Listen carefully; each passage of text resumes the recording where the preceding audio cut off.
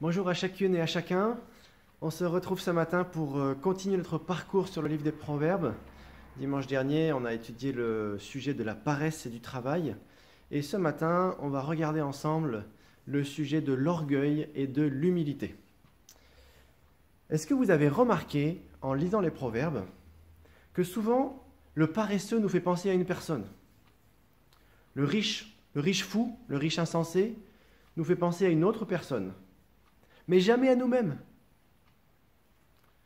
Il y a quelques semaines, en parlant du cœur, Philippe Duverger disait que le problème principal du cœur humain, c'est l'orgueil. Et en l'entendant, j'ai été un peu surpris et j'ai été aussi un peu vexé. Mais en fait, en étudiant le livre des Proverbes, en étudiant ce sujet, j'ai vu que c'est tout à fait exact. Alors, j'espère que vous avez pu lire les textes bibliques qui étaient proposés. Et on va se poser plusieurs questions ce matin. Enfin, on n'est pas vraiment le matin, mais vous, je ne sais pas quand vous écouterez. On va se poser plusieurs questions. Quel est le rapport entre l'orgueil, l'humilité, la sagesse et la folie? L'orgueil et l'humilité, c'est quoi exactement? Dans quel domaine de notre vie est-ce que l'orgueil et l'humilité interviennent? On va se poser ces questions-là. Alors, première question, quel est le rapport entre l'orgueil, l'humilité d'un côté et la sagesse et la folie de l'autre? Alors, je vais passer assez vite parce que c'est évident quand on lit les textes.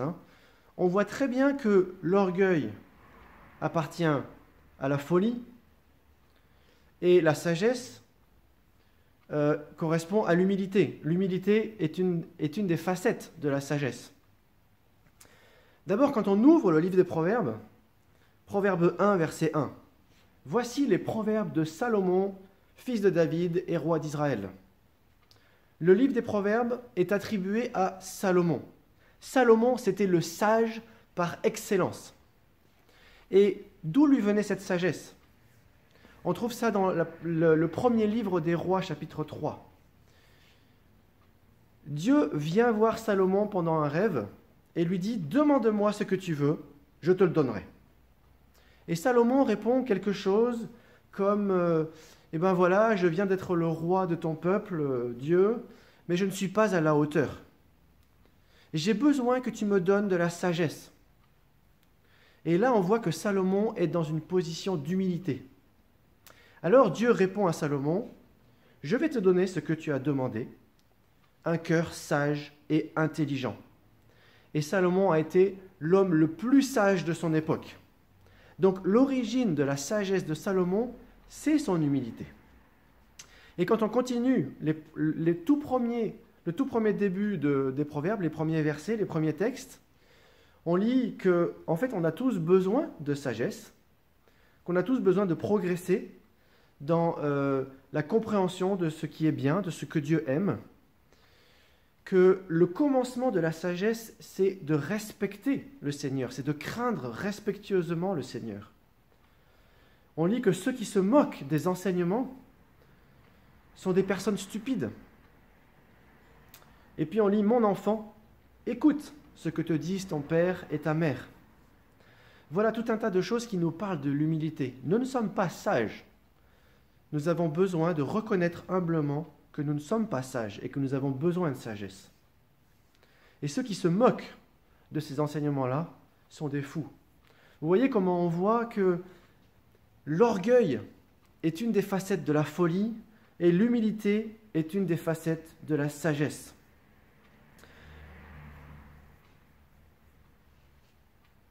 Dans la bouche des gens stupides, l'orgueil fleurit. Proverbe 14, verset 3. Vous voyez, les stupides et l'orgueil. Proverbe 11, verset 2. La modestie ou l'humilité produit la sagesse. Vous voyez comment les deux vont ensemble. Donc pour résumer cette première partie, Dame sagesse est humble et Dame folie est orgueilleuse. Vous vous souvenez de ces deux personnes qui personnifient la sagesse et la folie? Dame sagesse, elle est humble. Dame folie, elle est orgueilleuse.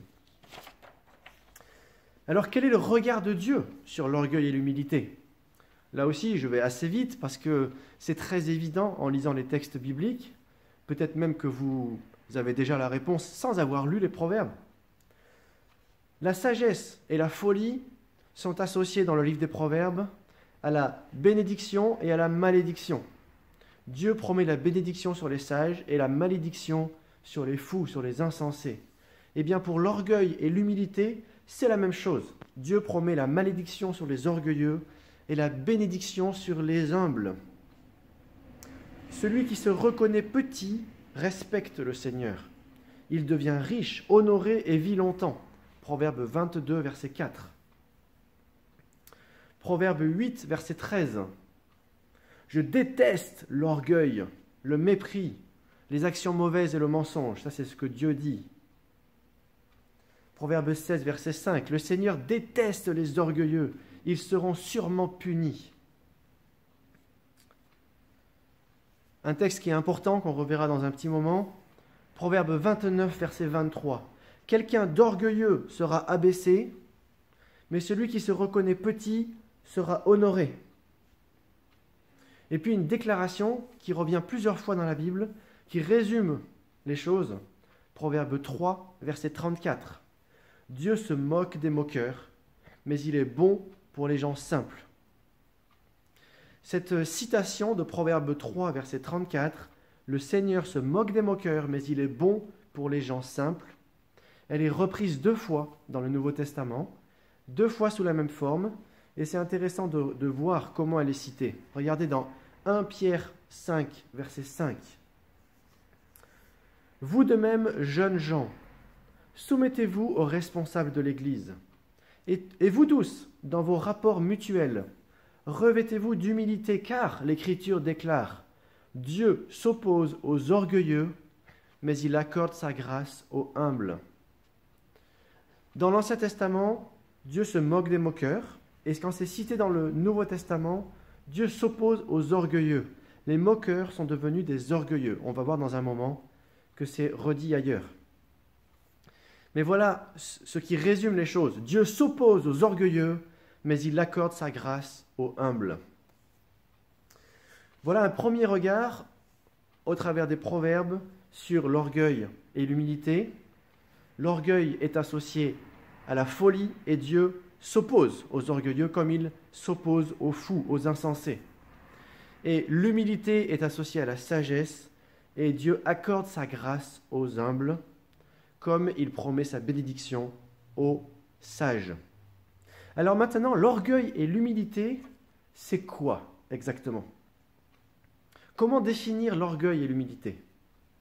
Et il me semble, et ça je vous laisserai l'apprécier, il me semble qu'à travers différents textes des proverbes, on voit que l'orgueil et l'humilité se caractérisent par un regard, une opinion et même une relation envers Dieu, envers soi-même et envers les autres. Il me semble qu'il y a 3 facettes qui reviennent sur l'orgueil et l'humilité. C'est envers Dieu, envers soi-même et envers les autres. Alors il y aurait plusieurs textes bibliques à citer, je vous en cite quelques-uns. Envers Dieu et envers soi. Proverbe 28, versets 25 et 26. L'orgueilleux excite les querelles, mais celui qui se confie en l'Éternel est rassasié. Celui qui a confiance dans son propre cœur est un insensé, mais celui qui marche dans la sagesse sera sauvé. On voit que l'orgueilleux excite les querelles, donc l'orgueil détériore les relations avec les autres. Mais celui qui se confie en l'Éternel, c'est l'opposé de l'orgueilleux. L'orgueilleux ne se confie pas en l'Éternel. L'orgueilleux se confie dans son propre cœur. Donc l'orgueilleux a un problème envers Dieu, il ne se confie pas en l'Éternel, et il a un problème envers soi, il se confie en son propre cœur. Et on voit même aussi, finalement, que l'orgueilleux a un problème aussi avec les autres. Proverbe 3, versets 5 à 7. Ne t'appuie pas sur ton intelligence, mais de tout ton cœur, mets ta confiance dans le Seigneur. Reconnais-le dans tout ce que tu fais, et lui, il guidera tes pas. Ne pense pas que tu es un sage, mais respecte le Seigneur, le commencement de la sagesse. Respecte le Seigneur et éloigne-toi du mal.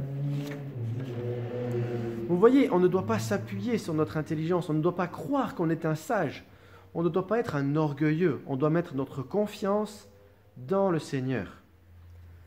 Voilà le problème de l'orgueil et voilà la vertu de l'humilité. C'est par rapport à son regard, à sa relation, à son opinion envers Dieu et envers soi.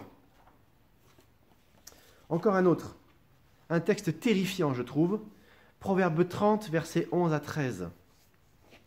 « Certains maudissent leur père et ne bénissent pas leur mère. Certains maudissent leur père et ne bénissent pas leur mère. Certains se croient sans défaut, mais ils n'ont pas nettoyé leur saleté. Certains sont pleins d'orgueil et regardent les autres avec mépris. Ces certains-là, ce sont tous les mêmes. Ce sont les fous par excellence. Ils sont effrayants. Ils maudissent leur père et ne bénissent pas leur mère. Ils se croient sans défaut. Ils sont pleins d'orgueil et ils regardent les autres avec mépris. » Voilà, ils ont un regard tellement déformé sur eux-mêmes qu'ils se croient sans défaut. Ils ont un regard tellement déformé sur les autres qu'ils méprisent leurs parents, ils méprisent les autres. C'est assez terrifiant. Et il y a pas mal d'autres références qui nous parlent de ces choses, de l'influence de l'orgueil et de l'humilité sur la relation avec Dieu, avec les autres et envers soi. Alors, il me semble qu'on peut dire que l'orgueil, c'est un regard fou sur Dieu, sur soi-même et sur les autres. Ce n'est pas seulement une question de haute opinion de soi ou de basse opinion de soi, mais c'est vraiment un regard déformé. Et pour reprendre le thème des proverbes, de la sagesse et de la folie, l'orgueil, c'est un regard fou sur Dieu, sur soi-même et sur les autres. Alors que l'humilité, c'est un regard sage sur Dieu, sur soi-même et sur les autres. Si on est sage et qu'on regarde Dieu tel qu'il est, et qu'on se regarde tel que Dieu dit que nous sommes, alors on est forcé d'aller en direction de l'humilité. Ou pour le dire autrement, l'orgueil, c'est une vision centrée sur soi-même. L'humilité, c'est une vision centrée sur Dieu. L'orgueil, une vision centrée sur soi-même. L'humilité, une vision centrée sur Dieu. Et quand on a dit toutes ces choses, on doit reconnaître que notre regard n'est pas tout le temps centré sur Dieu. Il n'est peut-être jamais parfaitement centré sur Dieu. Alors nous sommes parfois orgueilleux. Et nous sommes sans doute même tout le temps un peu orgueilleux. Alors, si la sagesse consiste à se reconnaître comme pas suffisamment sage, la crainte de l'Éternel est le commencement de la sagesse.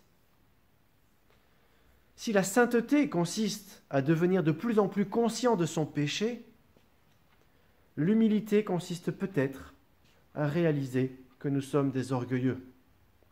Et j'y reviendrai un petit peu plus tard. Je voudrais maintenant aborder un autre sujet et élargir un petit peu le sujet. Vous allez voir, on va s'éloigner un petit peu des proverbes.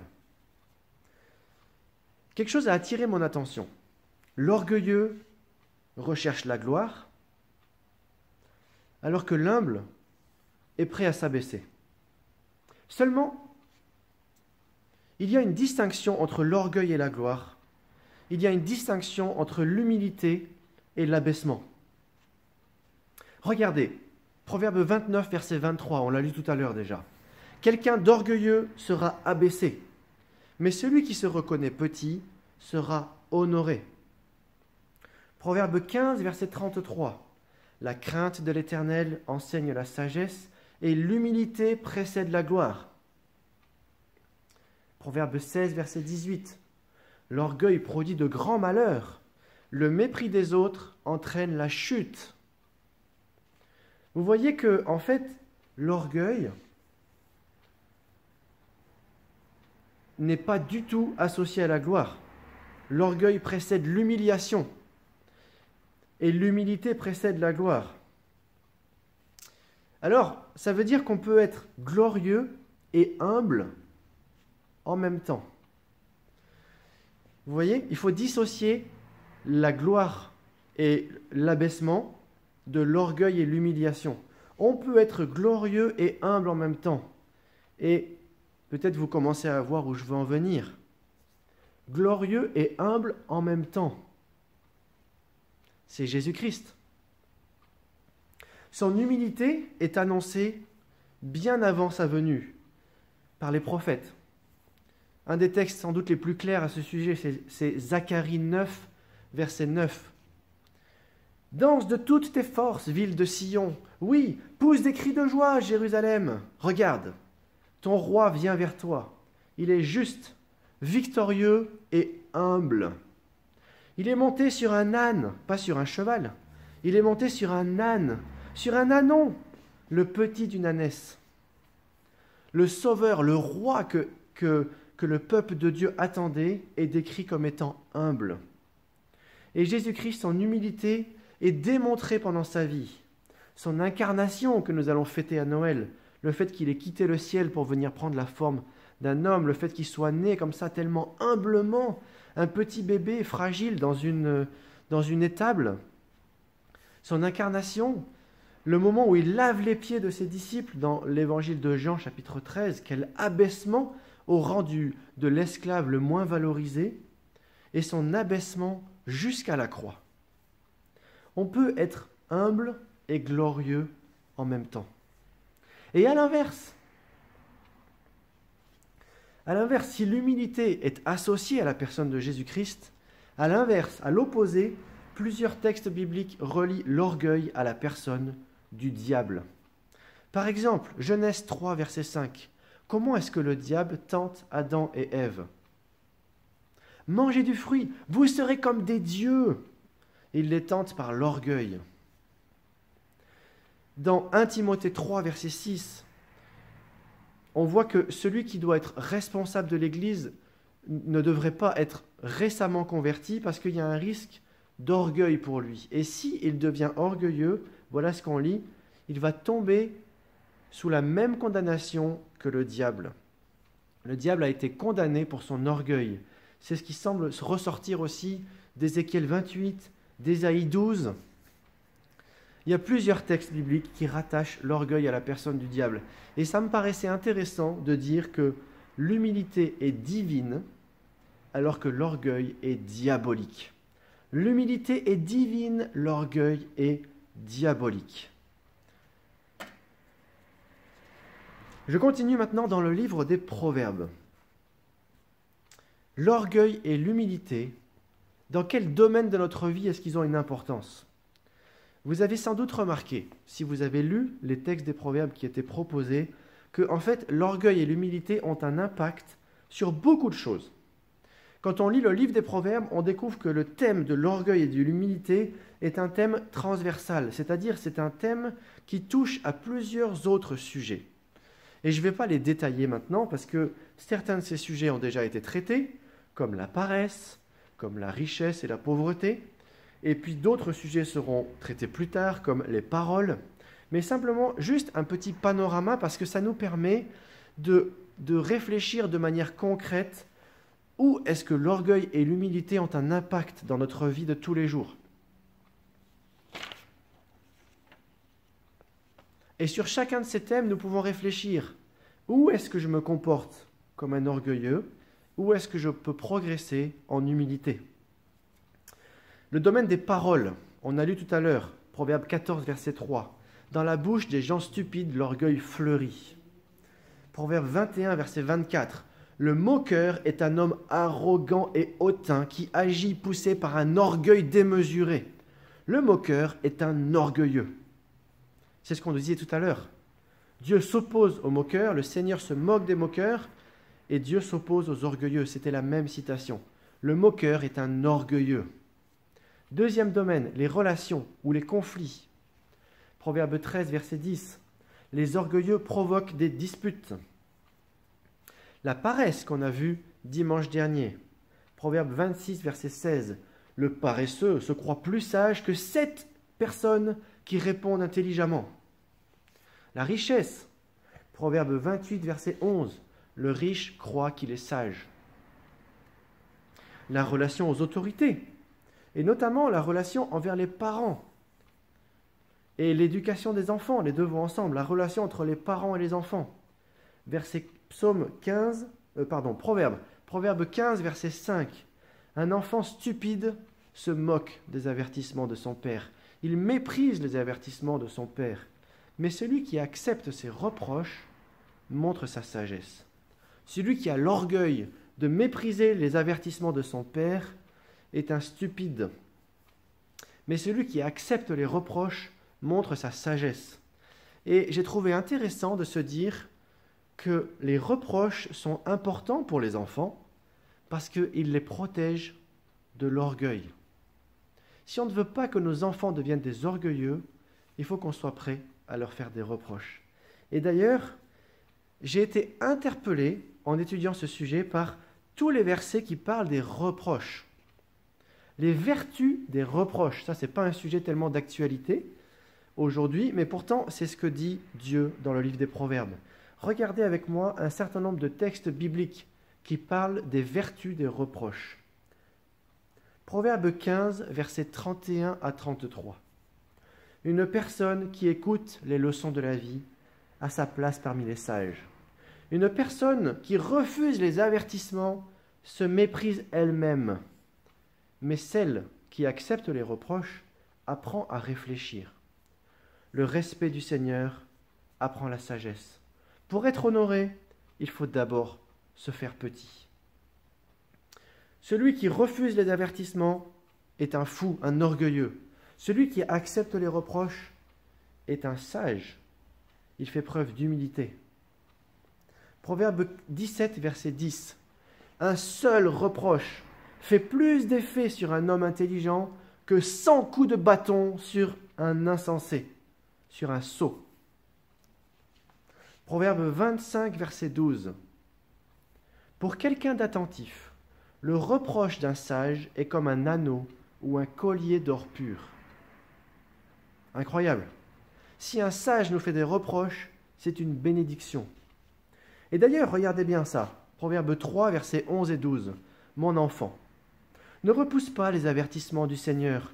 Ne te moque pas de ses reproches. Oui, le Seigneur fait des reproches à la personne qu'il aime, comme un père à son enfant bien-aimé. Le Seigneur nous fait des reproches parce qu'il nous aime. Et c'est le seul proverbe qui attribue les reproches à Dieu lui-même. Tous les autres proverbes attribuent les reproches à d'autres personnes. Et ça m'a fait penser, peut-être que si on est sage, on sera prêt à considérer les reproches de notre ami, d'un membre de notre famille, comme venant du Seigneur lui-même. Peut-être que si on est sage et humble, on prendra les reproches comme une bénédiction de Dieu lui-même. Proverbe 27, versets 5 et 6. Une critique franche vaut mieux qu'une amitié qui ne s'exprime pas. Les reproches d'un ami montrent son affection. Et j'ai pensé, en lisant ces textes, que c'est aussi pour cela que nous avons besoin de l'Église locale. Et que ce n'est pas, selon Dieu, de rester juste derrière un écran à longueur de vie, à suivre à distance l'activité d'une Église lointaine. Nous avons besoin d'être dans un groupe, dans une communauté de chrétiens, de personnes qui sont parfaites et imparfaites, de personnes qui sont imparfaites. Il n'y aura pas de personnes parfaites, désolé. Mais nous avons besoin les uns des autres, entre autres, pour pouvoir recevoir des reproches. Parce que ces reproches nous protègent de l'orgueil, nous protègent de la folie. Ces reproches nous aident à avancer dans l'humilité et dans la sagesse.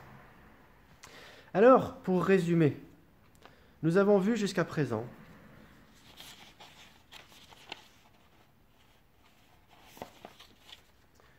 que Dame Sagesse est humble, que Dame Folie est orgueilleuse. L'humilité est rattachée à la sagesse, l'orgueil est rattaché à la folie. Et comme pour la sagesse et la folie, Dieu a un regard favorable sur l'humilité et défavorable sur l'orgueil. Dieu s'oppose aux orgueilleux, mais il accorde sa grâce aux humbles.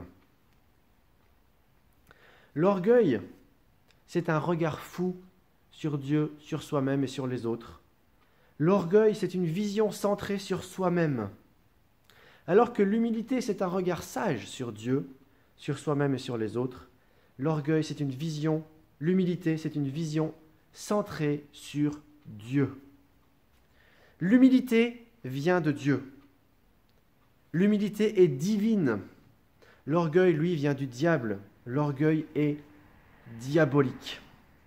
Et enfin, tout au long de nos journées, à travers différentes activités, nos paroles, nos relations, notre façon de gérer l'argent, notre façon d'être en relation avec l'autorité, notamment avec nos parents, notre façon d'éduquer nos enfants, notre façon de recevoir les reproches, tous ces domaines sont des domaines où l'orgueil et l'humilité ont leur importance. Tous ces domaines sont des domaines où nous devons être attentifs à lutter contre l'orgueil et à rechercher l'humilité. Tout au long de nos journées, nous avons à lutter contre l'orgueil et à rechercher l'humilité. J'arrive à ma conclusion, mais attention, elle va être un petit peu longue. L'orgueil et l'humilité nous renvoient à notre identité.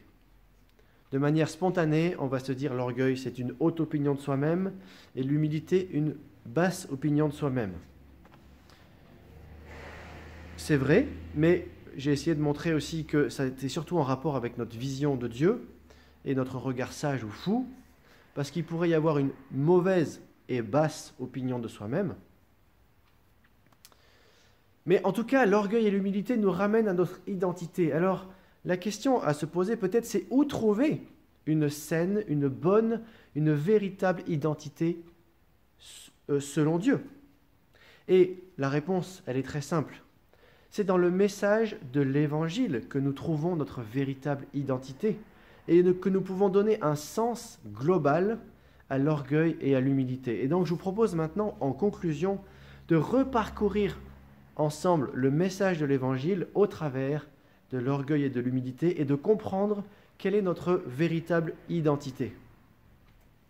Au commencement, le monde créé par Dieu était parfait. À lui seul revenait la gloire. L'humanité vivait un bonheur parfait et se comportait envers lui avec une parfaite humilité. Cependant, le diable a tenté Adam et Ève par l'orgueil. Comme je le disais tout à l'heure, il leur a dit « Mais si vous désobéissez à Dieu, si vous mangez le fruit qu'il vous a dit de ne pas manger, vous serez comme des dieux. » Ils ont succombé à la tentation et l'orgueil a fait irruption dans leur vie. Et à ce moment-là, la relation parfaite d'autrefois avec Dieu et l'un avec l'autre a été brisée. Lorsque Adam et Ève ont laissé l'orgueil entrer dans leur vie, ils ont été séparés de Dieu et ils ont été coupés aussi l'un de l'autre. C'est ce qu'on voit dans le livre de la Genèse au chapitre 3. Et nous, en tant que descendants d'Adam et Ève, nous sommes tous, par nature, des orgueilleux. Et par nature, cet orgueil nous sépare de Dieu et nous sépare les uns des autres. On a vu tout à l'heure, l'orgueil nous donne une fausse opinion de nous-mêmes, nous donne une fausse opinion de Dieu et nous donne une fausse opinion des autres et nous sépare et nous isole. Voilà la mauvaise nouvelle de l'Évangile. Nous sommes des orgueilleux séparés de Dieu, séparés les uns des autres. Mais Jésus-Christ est venu sur la terre. Il s'est dépouillé de sa gloire céleste. Il s'est humilié en prenant la forme d'un homme. Il a vécu la vie parfaitement humble que nous aurions dû vivre. Il s'est volontairement humilié jusqu'à la mort sur la croix, jusqu'à subir la colère de Dieu contre notre orgueil. On a lu tout à l'heure à combien l'orgueil déplaît à Dieu.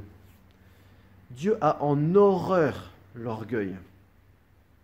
Et Jésus a subi la colère ardente de Dieu contre notre orgueil.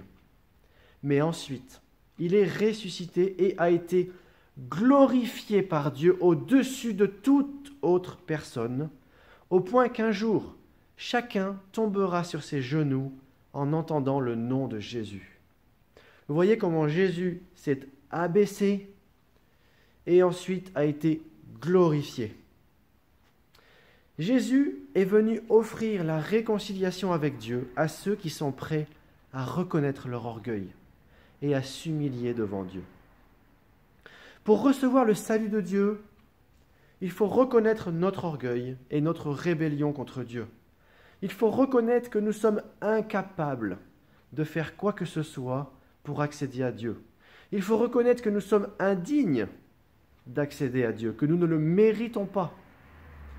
Il faut reconnaître que Dieu nous offre un salut parfaitement gratuit qui exclut tout mérite de notre part. Le message de l'Évangile est un message qui offense celui qui s'accroche à son orgueil. Le message de l'Évangile est un message humiliant, mais c'est aussi un message qui émerveille celui qui fait preuve d'humilité. Alors ceux qui acceptent le salut offert par Jésus sont libérés de l'esclavage de l'orgueil. Ce n'est pas qu'ils ne soient plus du tout orgueilleux, mais ils sont quand même libérés de l'emprise de l'orgueil. Il n'y a plus à être à la hauteur. Il n'y a plus à faire bonne figure. Il n'y a plus à mériter. Il n'y a qu'à goûter la miséricorde gratuite du Sauveur, c'est-à-dire le regard bienveillant de Dieu sur les orgueilleux que nous sommes. Cette miséricorde à laquelle nous devons tout. En tant que chrétiens, nous sommes appelés à suivre Jésus dans son itinéraire. Sur cette terre, nous sommes appelés à nous abaisser, à nous humilier, à renoncer à nous-mêmes. Mais par contre, dans l'au-delà, il nous est promis, pour l'éternité, d'être glorifiés avec Christ. Nous sommes appelés dès aujourd'hui à mettre notre fierté, non dans les choses de ce monde, qui sont terrestres et corruptibles, mais à mettre notre fierté dans les choses de Dieu, célestes et incorruptibles. Voyez qu'il y a une bonne et une mauvaise fierté. La fierté centrée sur soi, sur le monde, est une fierté mauvaise. C'est une fierté d'orgueil. Mais il y a une bonne fierté, c'est la fierté dans les choses de Dieu, la fierté en Jésus-Christ. C'est une bonne fierté. Ceux qui refusent le salut offert par Jésus restent esclaves de l'orgueil. Et nous ne pouvons pas leur en vouloir, parce que nous étions dans le même cas qu'eux. Et d'ailleurs, peut-être que ces personnes n'en sont pas conscientes, parce que le diable est tellement habile pour déguiser l'orgueil en vertu. Aujourd'hui, l'orgueil est déguisé en vertu. Écoutez ces citations. « Parce que je le vaux bien »,« Prends soin de toi »,« Pour aimer les autres, il faut commencer par s'aimer soi-même ». Toutes ces choses qui nous paraissent peut-être naturelles, mais qui sont finalement de l'orgueil déguisé en vertu. Ceux qui refusent le salut offert par Jésus n'ont pas d'autre choix que de rechercher la gloire de ce monde. Malheureusement, ils ne savent pas combien cette gloire est fragile, combien elle est éphémère, passagère. Ils ne réalisent pas que ce qui les attend, c'est une éternité d'humiliation et de souffrance aux côtés du diable lui-même. Dieu s'oppose aux orgueilleux, mais il accorde sa grâce aux humbles. Le message de l'Évangile nous offre le choix entre abandonner l'orgueil pour s'humilier devant Dieu, apprendre l'humilité aujourd'hui et goûter à la gloire dans l'au-delà, ou bien rester dans le domaine de l'orgueil, dans la souffrance aussi de l'orgueil du diable, et surtout dans la souffrance à venir. Dieu s'oppose aux orgueilleux, mais il accorde sa grâce aux humbles. Et je terminerai sur ces paroles. Je vous remercie et j'espère vous revoir bientôt.